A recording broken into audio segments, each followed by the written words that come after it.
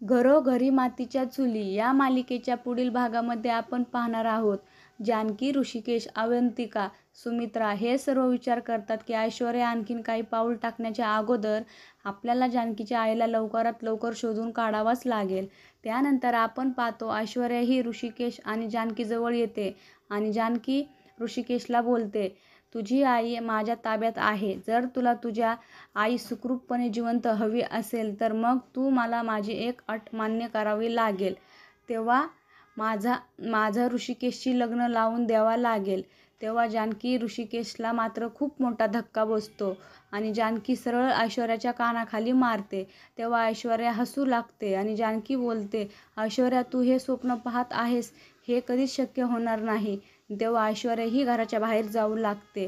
ती जाताना बोलते, ऋषिकेश मला हे तुमच्याकडून ऐकायचं आहे. तेव्हा ऋषिकेश हा जानकीला बोलतो, जानकी जर तुला तुझ्या आईला वाचवायचं असेल तर मग आपल्याला हे पाऊल देखील उचलावाच लागेल.